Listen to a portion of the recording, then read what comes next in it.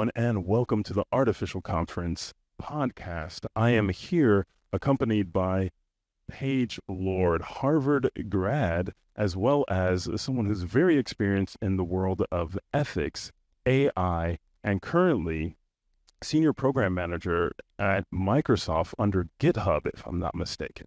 So, Paige, welcome to the show, and maybe you can tell us a little bit more about your background in this. Yeah, thank you so much for having me.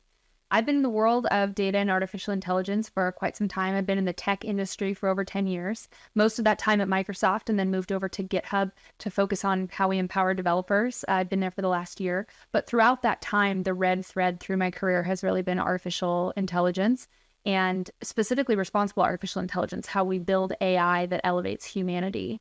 And that is something that I've been very passionate about. It took me back to school, as you said, and I graduated with my master's degree last May and in 2022, and grateful to be doing the work that I love.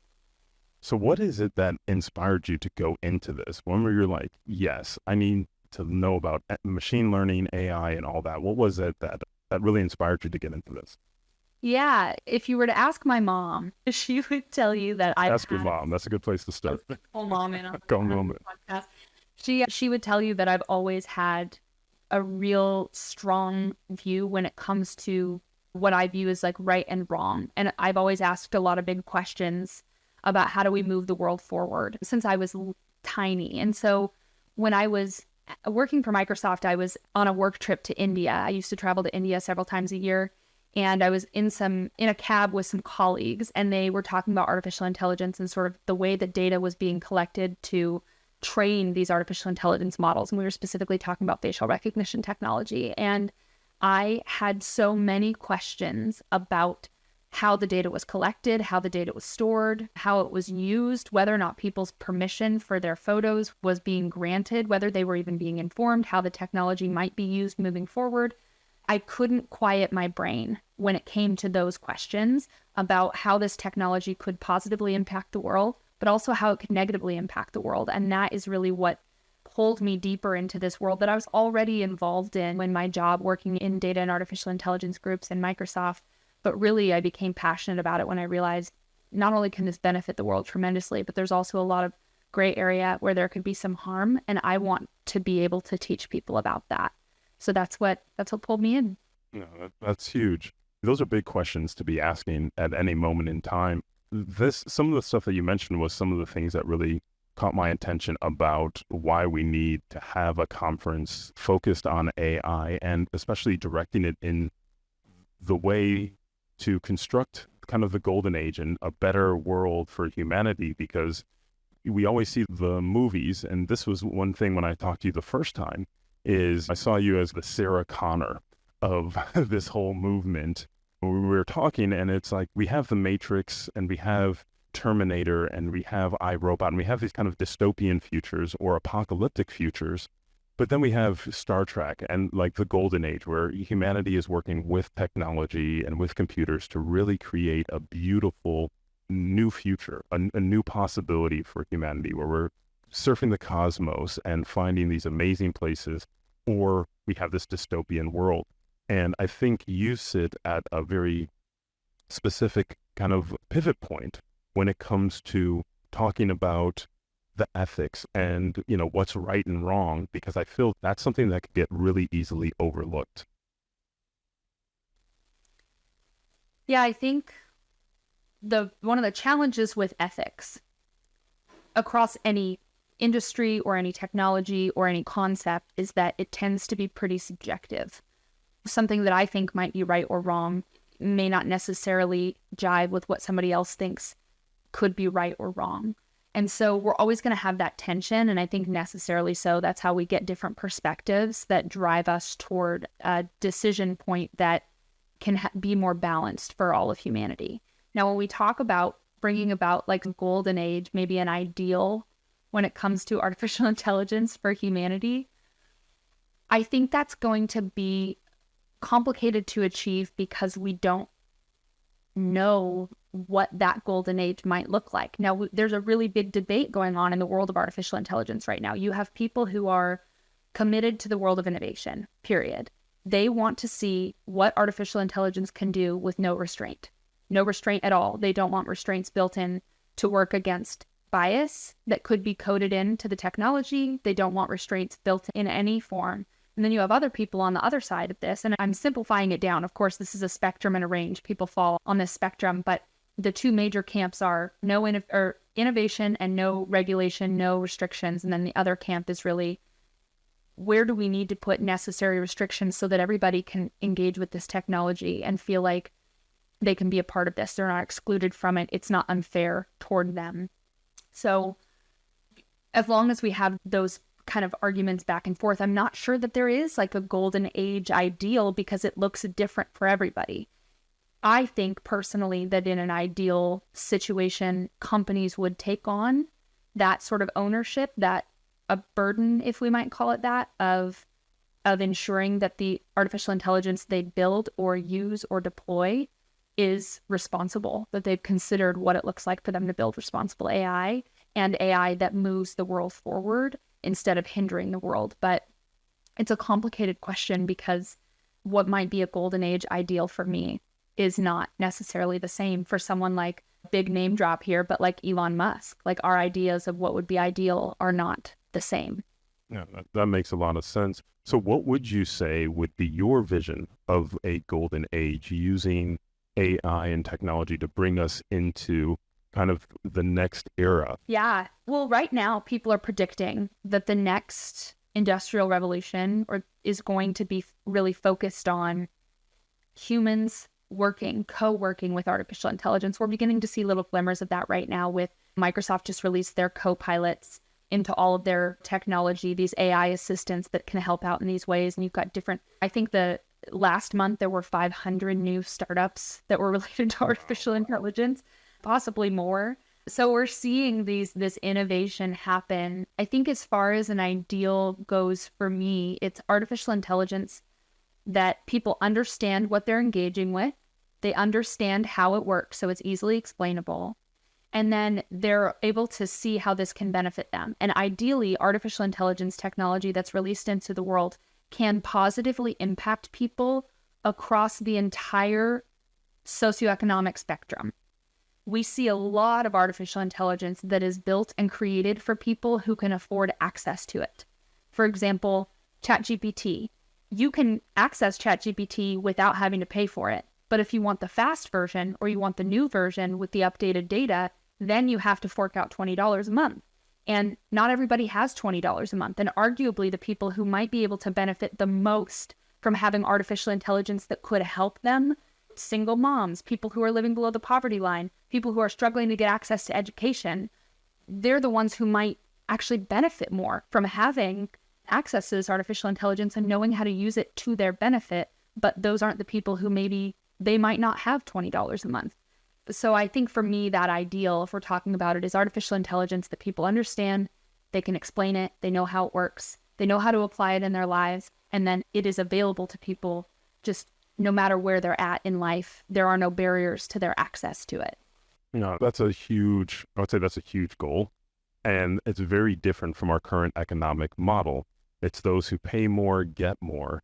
And I think that's the big challenge when we look at this, because I look at artificial intelligence and where we're at with it right now is the start of the Industrial Revolution. And it's a very interesting time. We have the Industrial Revolution, we have the technological revolution, and then we have the information age. And now I do feel that we're in the age of AI, where AI is going to be the next big thing that drives everything forward. And if you have access to the ability to industrialize during the Industrial Revolution, well, then you were able to conquer an industry. The technological revolution and automation, you were able to dominate an industry. And then the information age, great, you had access to global information and the internet years before anybody else. You're able to dominate the industry, stay up on top and ride that wave.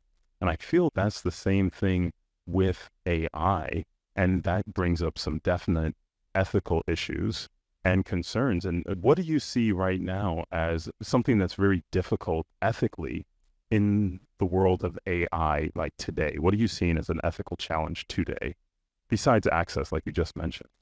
Yeah, well, there are so many things. The thing that is popping up the most for me as I'm kind of keeping tabs on this, and this is not unexpected, but there are companies that are using artificial intelligence in a way that Levi's is an example of this right now, right? Levi's is a well-known brand, and I love their denim. It's a long-standing brand. It's well-known across the world. They decided that they have a diversity, equity, and inclusion effort. They wanted to put effort into making sure that the models that are wearing their clothes are diverse, racially diverse in particular.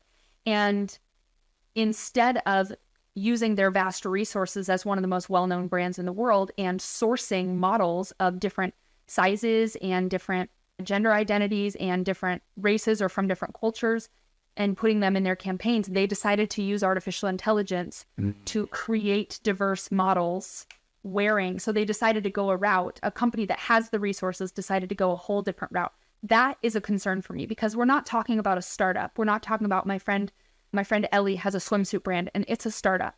And if she had trouble sourcing diverse individuals, she didn't have the capital to be able to do that. Using artificial intelligence may be an option for her to be able to showcase that her clothes are for everybody, her swimsuits are for everybody.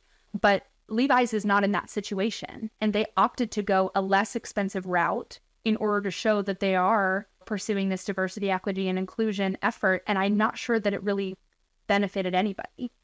So that's an example of something that I feel like that's an ethical concern, where we have companies who have the capital to be able to make a difference in the lives of real humans, and instead they're leaning on artificial intelligence and taking the easy route to achieving whatever they think their goal might be. And in doing so, jeopardizing their brand. So that is an example. Another example, I think, and this is, so I guess the big ethical concern I have is, are these big companies that are taking advantage of artificial intelligence in a way that actually doesn't move the world forward?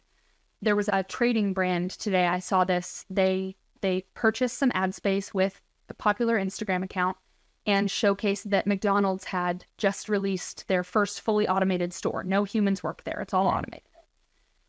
And they used this to say, are you still going to have a job soon? Like, is your job in jeopardy? And then used that to try and point people toward becoming a trader, getting into the stock market.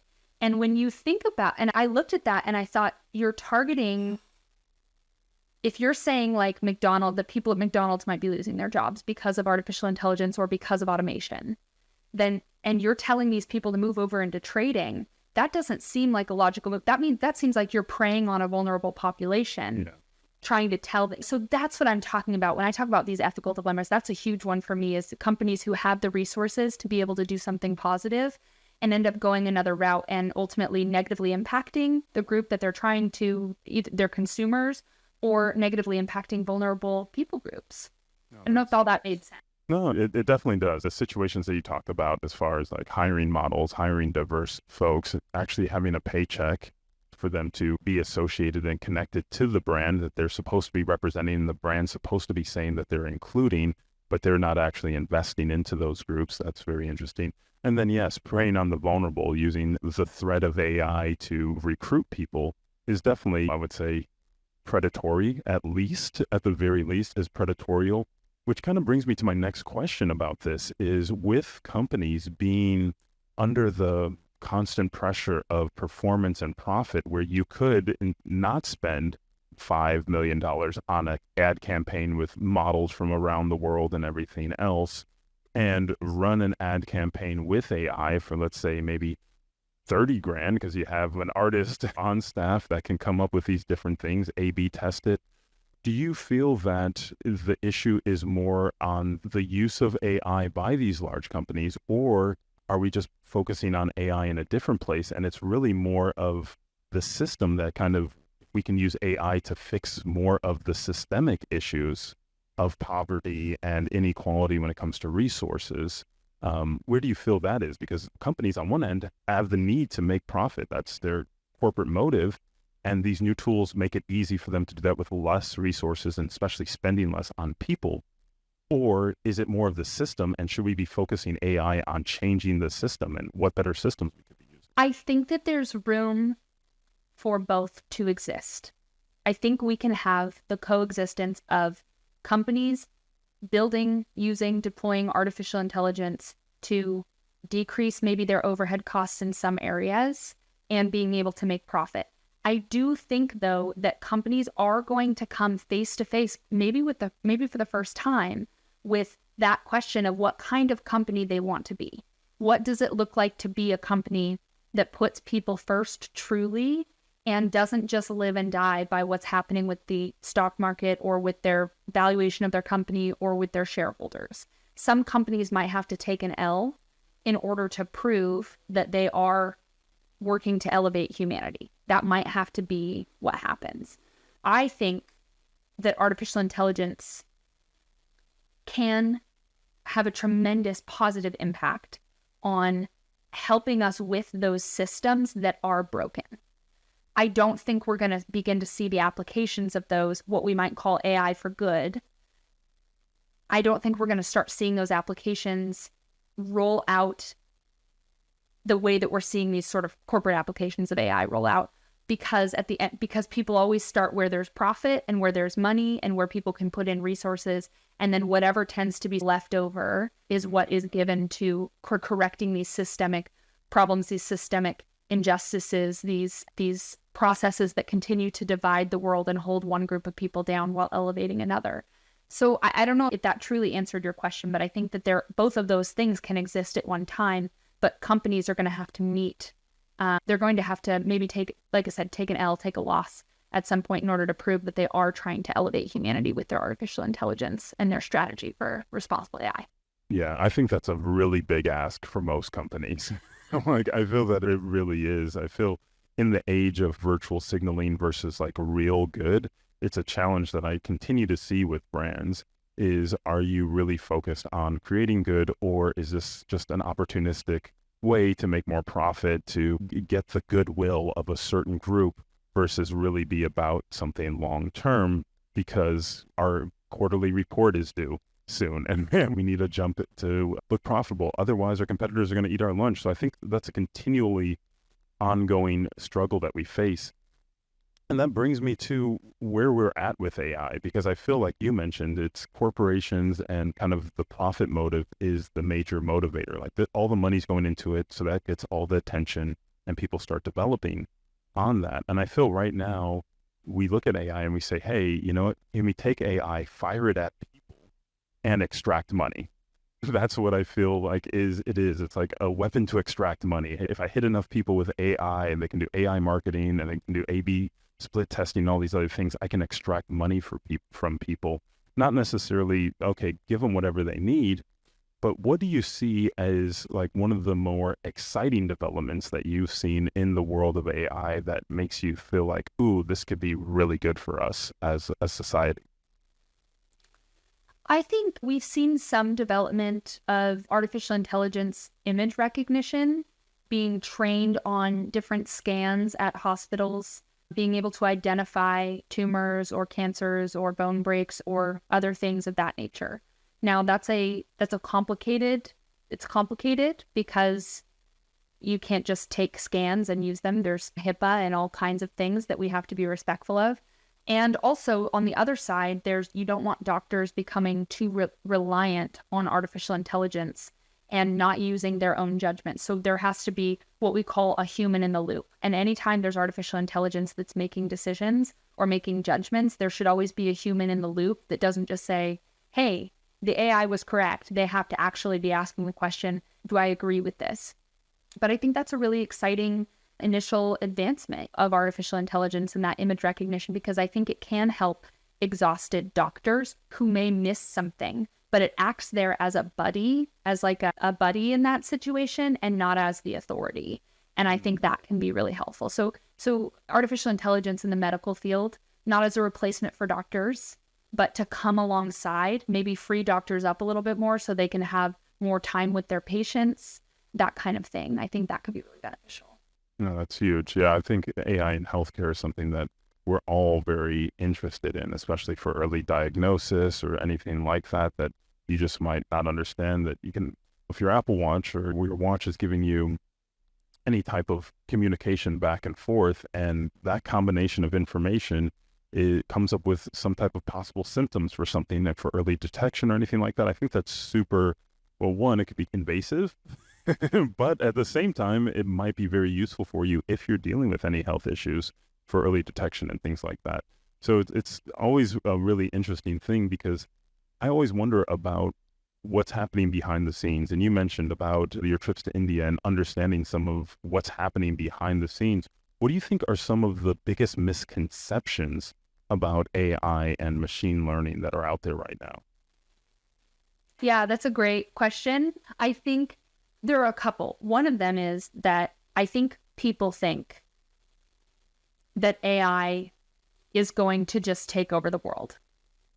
And in a sense, I think they may be correct.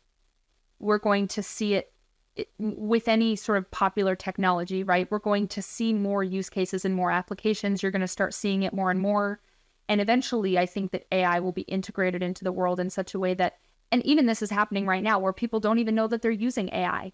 Every time you swipe a credit card, there's some AI that is reviewing your transactions and looking for anomalies in the transactions. That's artificial intelligence that's doing fraud detection, right? And that's already happening in the world.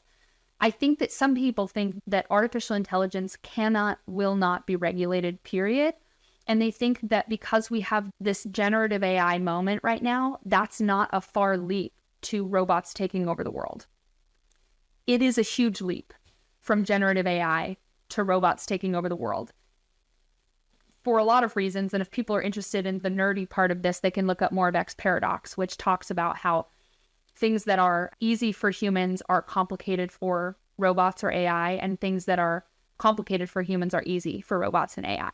And so I think we have a big jump there between generative AI and robots taking over the world. I think people also think another misconception is that people think that AI is like a wizard. This is why I think education in the world of artificial intelligence is so important, and that every single use case of artificial intelligence where humans, regular humans who are not spending all day talking about AI, when they engage with this technology, there needs to be some level of warning there that says, this is artificial intelligence. Take this with a grain of salt, or whatever that warning needs to say, to make sure that people know this AI is not the authority. It's not the end all be all on this. You need to fact check. You have some level of responsibility here as well.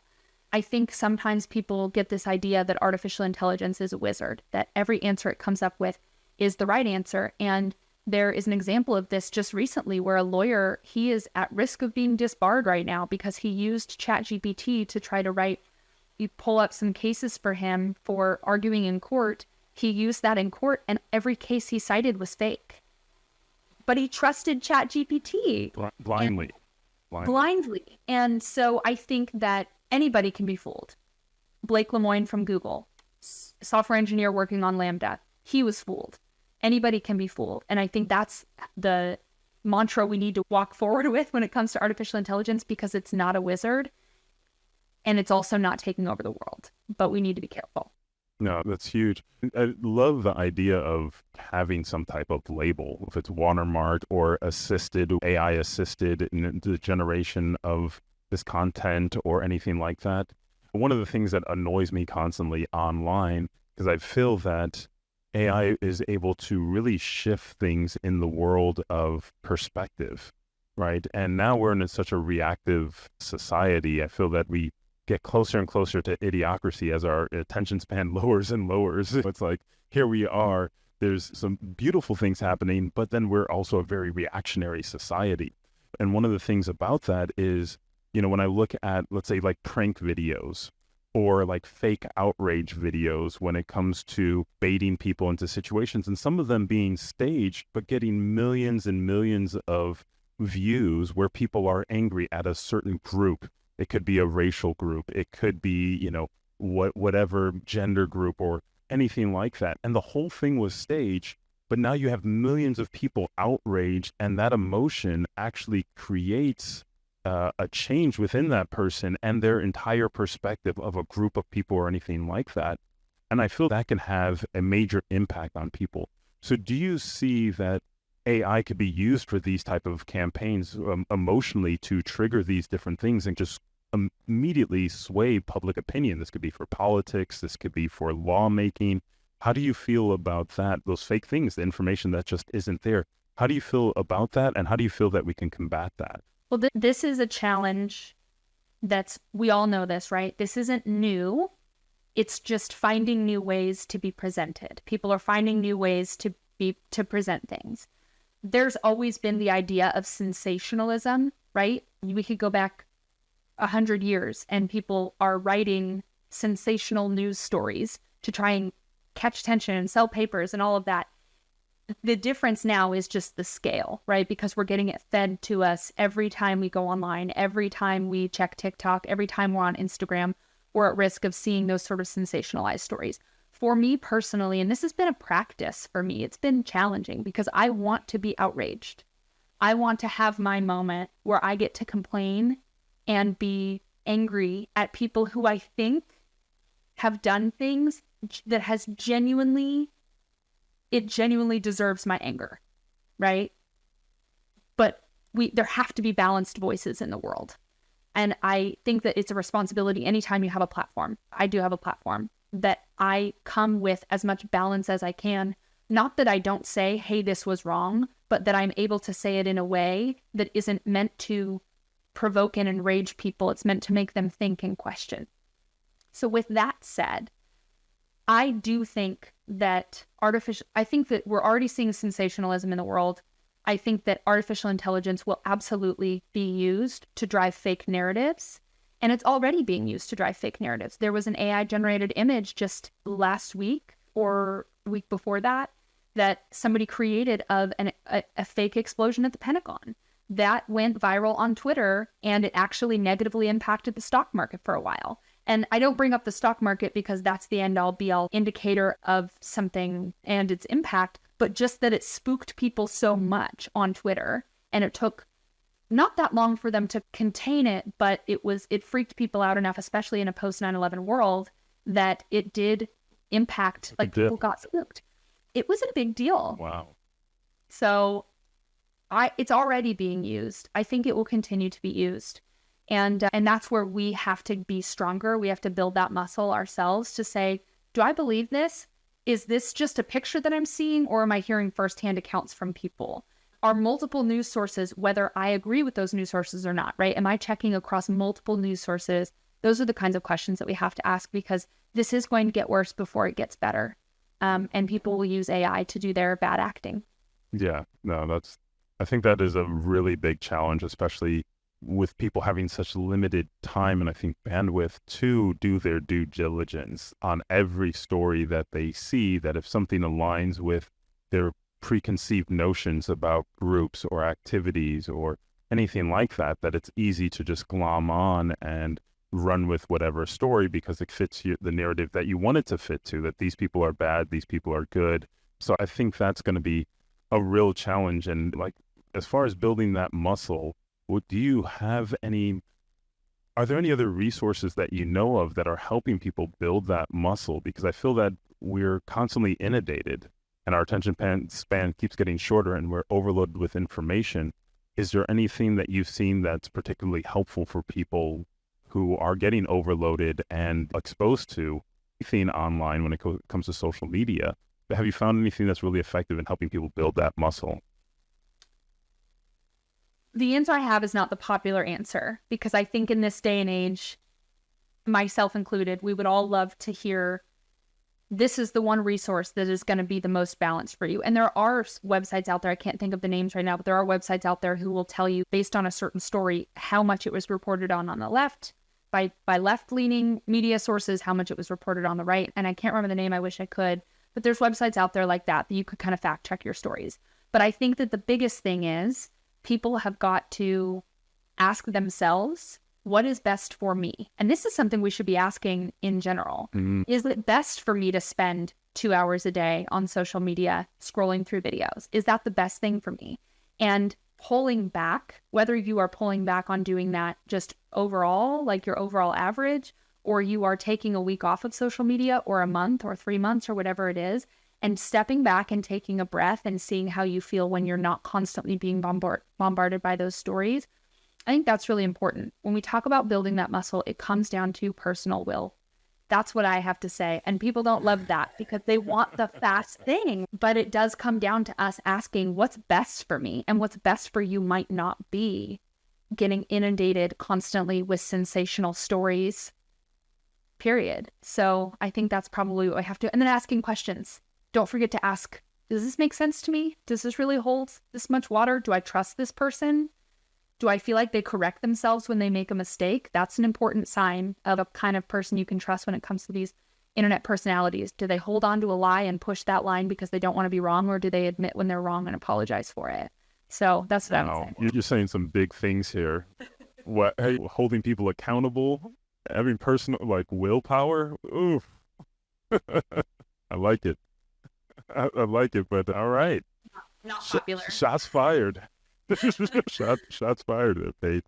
With so many of these different things going on, so you mentioned things like someone faking or generating an image of a Pentagon explosion and sensational news like that. Can you tell us of any other major like events or legal situations that AI has had a significant impact on? So has there been any like court cases or anything like that's already shifting the landscape a little bit? Yeah. So my master's thesis was focused on the use of facial recognition technology by law enforcement in the United States and the ways in which it might infringe on privacy and due process rights, specifically in communities of color. So this is what I studied and focused on. And there's one case, Mr. Robert Williams, and New York Times did a huge article on this. I think it's called Wrongfully Convicted by an Algorithm. They did a podcast on this on the Daily. They did a huge article on it. But this man was falsely identified. The long and short of this story is he was falsely identified by facial recognition technology and was then arrested and accused of robbing a store several years earlier. This story, he was taken in, he was kept for 16 hours. He wasn't told what he was kept for. And then when he was questioned, they showed him the picture of the person who was caught on the security camera. And they said, "Is this you?" And he said, "No." And he held it up to his face and he said, "Do you think all black men look the same?" And then the police responded by saying, "I guess the computer got it wrong." That was their response to him. They didn't even look at the picture and compare it to this man. They just assumed that because this was a black man and the person in the security camera was in the security footage was a black man, and that there was a match, that this must be the person. The story goes deeper because it talks about how he was arrested, how his wife was referred to as his baby mama and not his wife, how he was arrested in front of his young children. The details of this story are truly so horrifying. And this got a lot of airtime from New York Times, but not really in other newspapers. And I think that it should have.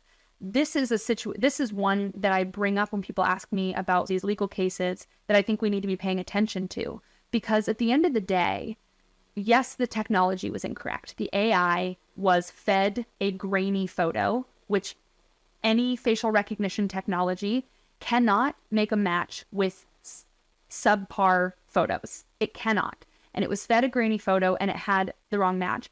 The bigger problem here wasn't the technology. It's the fact that the law enforcement either weren't trained to handle this situation or they didn't care enough to try.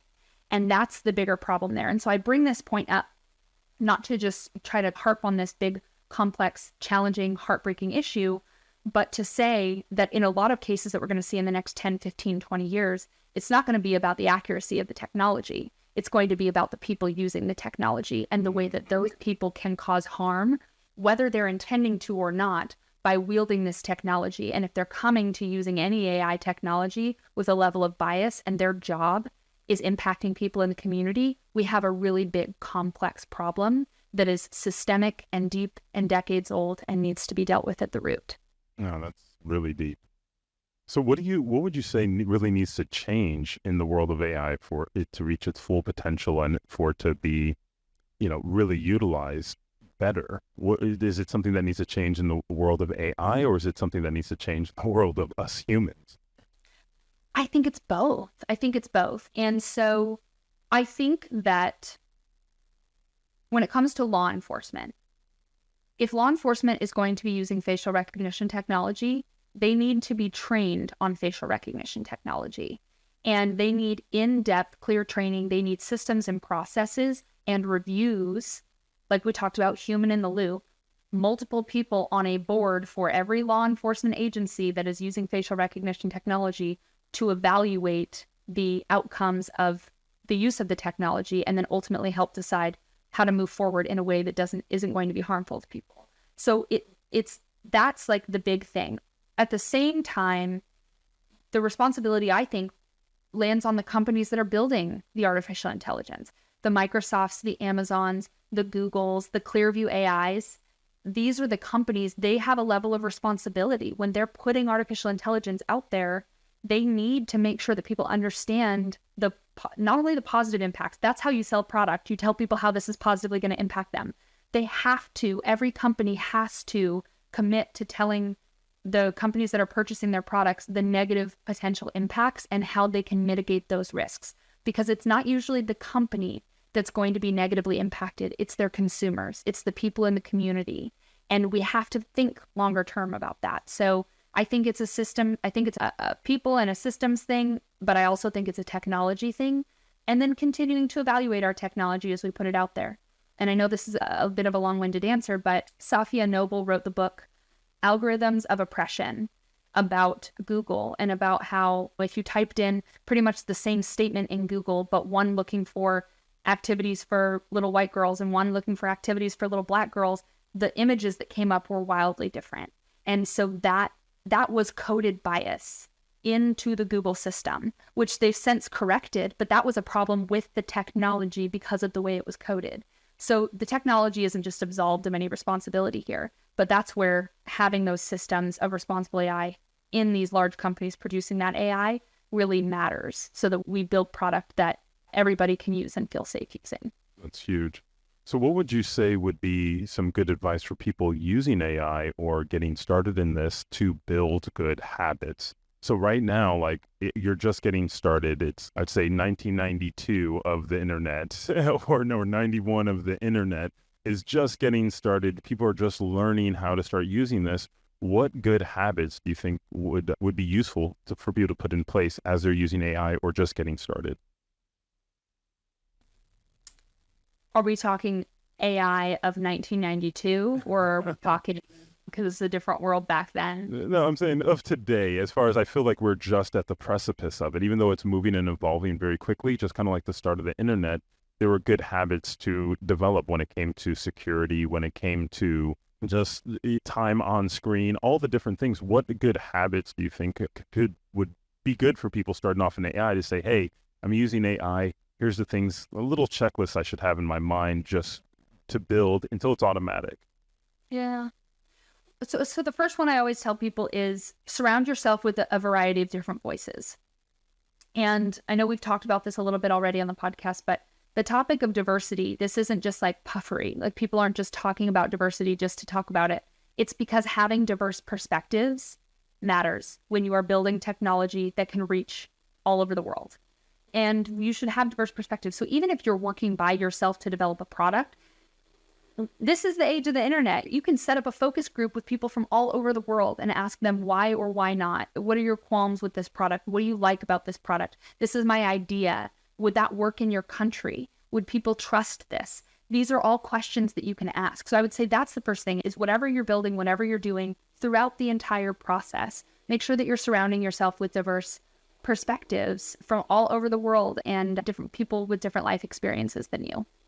So that's really critical. Don't be afraid to ask big questions, right? A lot of the different technology that we have today is from people who decided to ask big questions, even when they were told that their idea was dumb. A lot of people in technology and a lot of people in AI and robotics have been told that their idea isn't attainable, or that it's dumb, or that it can't be done. That's not true necessarily. So don't be afraid to pursue things that are interesting to you. And I think the third big thing I would say is take a look at the positive ways that whatever you're building or whatever you're using can impact the world, and including you, right? If you're just using AI, ChatGPT as your BF, and you're just using it, look at the positive ways that it can have an impact, but don't stop asking, how could this have a negative impact as well? Because it's only by seeing light, we only see light because we see shadow. So we have to be able to see where those shadow spaces are in order to be able to understand these positive uses, but we have to be able to stare the negative uses in the face. So those are the three things I think I would say. Oh, those are great. And where would you say, because now we're moving towards a little bit of future forecasting, and I know it's really hard in this, but What would you say in the next at 5 to 10, but it might even be like 3 to 6 with how however how fast everything is moving. Where do you see things evolving in the world of AI, and where would you like to see it in the next 5, 10 years?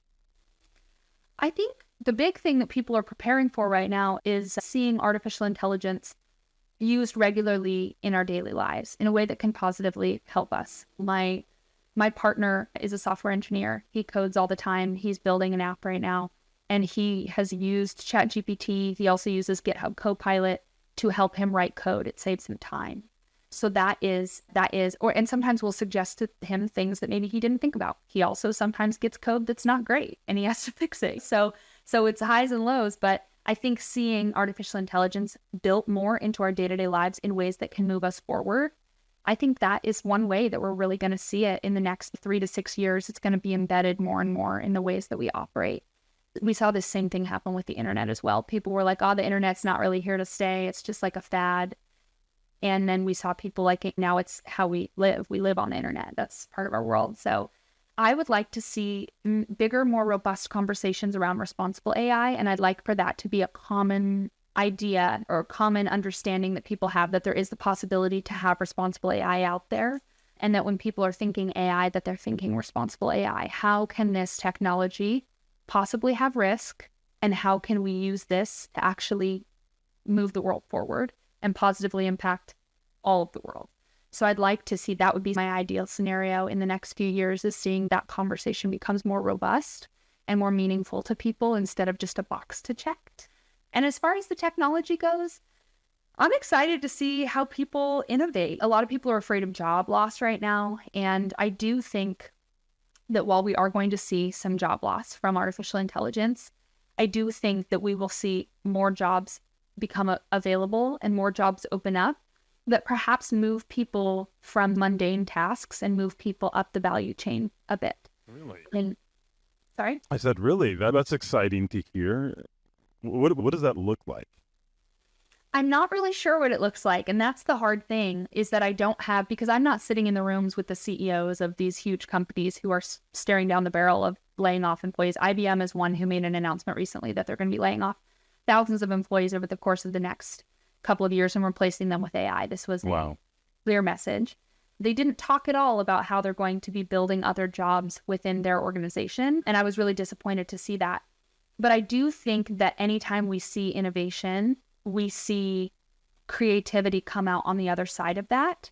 And I don't know exactly what that's going to look like. I wish I did. I wish I had an idea of what that looked like, because that's people's fear right now. I'm not saying that it won't impact people negatively. I'm not saying that there won't be people who will have to reckon with the fact that their job is replaced by AI, because there will be. And companies should own the responsibility of providing resources for people to get skilled up in other areas. They should do that. The Microsofts, the Googles, the Amazons, they have more than enough resources to do that. So they should be doing that. But I think that there will be some additional innovation that comes on the other side of that, that creates new types of technology that use artificial intelligence and creates new areas for creativity and innovation, that we're going to see people be able to get jobs in those areas. Yeah, that's exciting. And the internet started, there was not a lot that we could really think about because it was just so new, and the possibilities really blew us open. And I know that a lot of people are talking about the 3-person unicorn, as small teams are able to accomplish big dreams instead of being completely reliant on hiring out and having a large amount of investment to get a lot of things done. And I think that's kind of a liberating force, that you and a team of AI can help make a positive impact on the world. And that's where I see more of the golden age, the idea that, yeah, you have AI assisting you, but you can go into places and you can really make a positive impact when it comes to just anything. You could look at what could be grown in this area. You could look at the best utilization of resources and things like that. So I feel that it's just on the precipice of having your AI assistant with you floating around in virtual space, being able to give you information on how to be able to create better scenarios.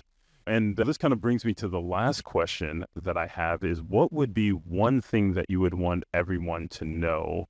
If there was one thing you can just like, hey, if you got this one thing, I would love you to know this one thing. It could be about AI or anything in the world of technology, what would be one thing you would want everyone to know?